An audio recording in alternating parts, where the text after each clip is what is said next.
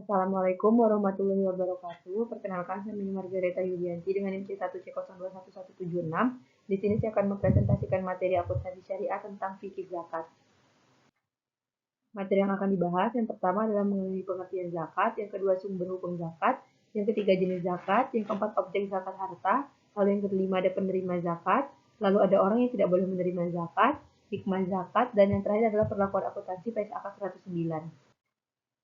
Baiklah, langsung saja yang pertama mengenai pengertian daripada zakat. Dari segi bahasa, zakat berasal dari kata zakah yang berarti berkah, tumbuh, suci, bersih, dan baik. Sedangkan zakat secara terminologi berarti aktivitas memberikan harta tersebut sesuai perintah Allah dan sesuai dengan perhitungan tertentu untuk diserahkan kepada yang berhak menerimanya.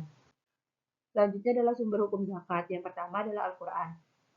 Seperti Quran Surat At-Taubah ayat 103 yang berbunyi, ambillah zakat dari sebagian harta mereka, dengan zakat itu kamu membersihkan dan mensucikan mereka, dan mendoalah untuk mereka. Sesungguhnya doa kamu itu menjadi ketentraman jiwa bagi mereka, dan Allah Maha mendengar lagi Maha mengetahui. Selanjutnya, yang kedua ada Quran Surat Ar-Rum ayat 39. Dan apa yang kamu berikan berupa zakat yang kamu maksudkan untuk mencapai keridhaan Allah, maka yang berbuat demikian itulah orang-orang yang melipat gandakan pahalanya. Selanjutnya Quran Surat Fusilat ayat 6 sampai dengan 7. Dan kecelakaan besarlah bagi orang-orang yang mempersekutukannya, yaitu orang-orang yang tidak menunaikan zakat dan mereka kafir akan adanya kehidupan akhirat. Selanjutnya, sesungguhnya zakat-zakat itu hanya untuk orang-orang fakir, orang-orang miskin, pengurus-pengurus zakat, para mu'alaf yang dibujuk hatinya untuk memerdekakan budak, orang-orang yang berhutang untuk jalan Allah, dan untuk mereka yang sedang dalam perjalanan, sebagai suatu ketetapan yang diwajibkan Allah, dan Allah Maha mengetahui lagi Maha bijaksana. Quran Surah At-Taubah ayat 60. Selanjutnya sumber hukum zakat yang kedua adalah dalil sunnah, di mana hadis riwayat Bukhari. Abu Hurairah berkata, Rasulullah Shallallahu Alaihi Wasallam bersabda, barang siapa yang dikaruniai oleh Allah kekayaan tetapi tidak mengeluarkan zakatnya, maka pada hari kiamat nanti ia akan didatangi oleh seekor ular jantan gundul yang sangat berbisa dan sangat menakutkan dengan dua bintik di atas kedua matanya. Lalu yang kedua, golongan yang tidak mengeluarkan zakat di dunia akan ditimpa kelaparan dan kemarau panjang. Hadis riwayat Tabrani. Selanjutnya, bila sedekah atau zakat bercampur dengan kekayaan lain, maka kekayaan itu akan binasa. Hadis riwayat Bazar dan Baihaqi. Selanjutnya, zakat itu dipungut dari orang-orang kaya di antara mereka dan diserahkan kepada orang-orang miskin. Hadis riwayat Bukhari. Selanjutnya, jenis daripada zakat. Yang pertama adalah zakat jiwa atau fitrah, di mana zakat ini merupakan zakat yang diwajibkan kepada setiap muslim setelah matahari terbenam akhir bulan Ramadan. Lebih utama jika dibayarkan sebelum sholat Idul Fitri, karena jika dibayarkan setelah sholat Id, maka sifatnya seperti sedekah biasa, bukan zakat fitrah. Lalu yang kedua adalah zakat ma'al atau harta, di mana zakat yang boleh dibayarkan pada waktu yang tidak tertentu, mencakup hasil perniagaan, pertanian, pertambangan, hasil laut, hasil ternak, harta temuan, emas dan perak, serta hasil kerja atau profesi yang masing-masing memiliki perhitungan sendiri-sendiri. Selanjutnya adalah objek zakat harta. Yang pertama adalah zakat binatang ternak atau zakat an'am. Lalu yang kedua zakat emas dan perak. Yang ketiga zakat pertanian atau zakat ziraah. Lalu yang keempat ada zakat barang tambang atau al-ma'adin dan barang temuan atau rikas serta hasil laut. Lalu yang kelima ada zakat perdagangan atau tijaroh. Lalu ada zakat produksi hewani. Ketujuh zakat investasi, yang kedelapan zakat profesi dan penghasilan, yang kesembilan zakat atas uang, dan yang terakhir adalah zakat perusahaan atau institusi. Selanjutnya ada penerima zakat, di mana dalam Quran Surat At-Taubah ayat 60 yang berbunyi, sesungguhnya zakat-zakat itu hanyalah bagi orang-orang fakir, orang-orang miskin, pengurus zakat atau amil, para mu'alaf yang dibujuk hatinya untuk memerdekakan budak, orang-orang yang berutang atau garimin untuk jalan Allah atau fisabilillah, dan orang-orang yang sedang dalam perjalanan atau ibnu sabil, sebagai suatu ketetapan yang diwajibkan Allah, dan Allah Maha mengetahui lagi Maha bijaksana. Nah, berikut golongan yang berhak menerima zakat, yaitu yang pertama fakir, lalu miskin, amalin, mu'alaf, orang yang belum merdeka, orang yang berhutang, orang yang berjuang di jalan Allah, dan orang yang menuju jalan Allah. Selanjutnya adalah orang yang tidak boleh menerima zakat, di mana yang pertama adalah orang kaya, yaitu orang yang berkecukupan atau mempunyai harta yang mencapai satu nisab.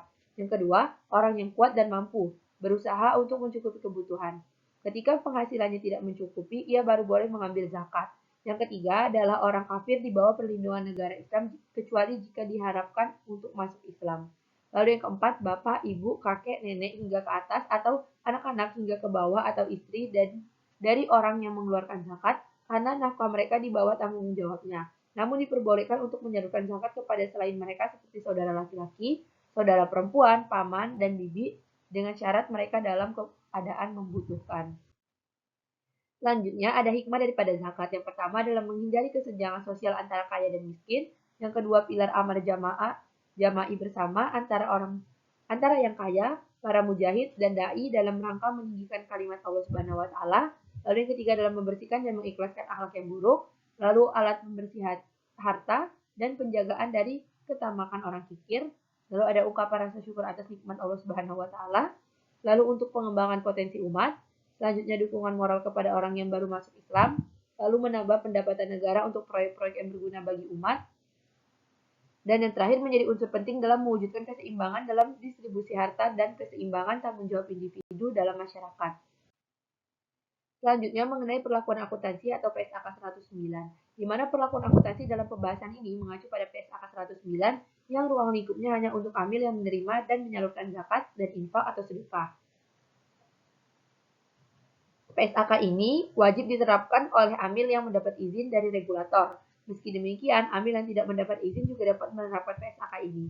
PSAK 109 ini merujuk kepada beberapa fatwa MUI, yaitu sebagai berikut. Yang pertama adalah fatwa MUI nomor 8 tahun 2011 tentang amil zakat, menjelaskan tentang kriteria, tugas amil zakat, serta pembebasan biaya operasional kegiatan amil zakat yang dapat diambil dari bagian amil atau bagian dari bagian fisabilillah dalam batasan kewajaran, proporsional, serta sesuai dengan kaidah Islam. Lalu yang kedua, fatwa MUI nomor 13 tahun 2011 tentang hukum zakat atas harta haram, di mana zakat harus ditunaikan dari harta yang halal baik jenis maupun cara pengolahannya. Selanjutnya, fatwa MUI nomor 14 tahun 2011 tentang penyaluran harta zakat dalam bentuk aset kelolaan, di mana aset kelolaan yang dimaksud adalah sarana dan atau prasarana yang diadakan dari harta zakat dan secara fisik berada di dalam pengelolaan sebagai wakil mustahik zakat atau penerima zakat. Sementara manfaatnya diperuntukkan bagi mustahik zakat. Jika digunakan oleh selain mustahik zakat, maka penggunaan harus membayar atas manfaat yang digunakannya dan diakui sebagai dana kebijakan oleh amil zakat. Selanjutnya, Fatwa MUI nomor 15 tahun 2011 tentang penarikan, pemeliharaan, dan penyaluran harta zakat. Tugas amil zakat adalah melakukan penghimpunan pemeliharaan dan penyaluran. Jika amil tidak langsung menyalurkan zakat kepada mustahik zakat, maka tugas amil dianggap selesai pada saat mustahik zakat menerima dana zakat. Amil harus mengelola zakat sesuai dengan prinsip syariah dan tata kelola yang baik. Penyaluran dana zakat muqayyadah apabila membutuhkan biaya tambahan dapat dibebankan kepada muzaki atau pembayar zakat. Baik, sekian penjelasan mengenai fikih zakat yang dapat saya sampaikan. Mohon maaf apabila ada kesalahan. Saya akhiri. Wassalamualaikum warahmatullahi wabarakatuh.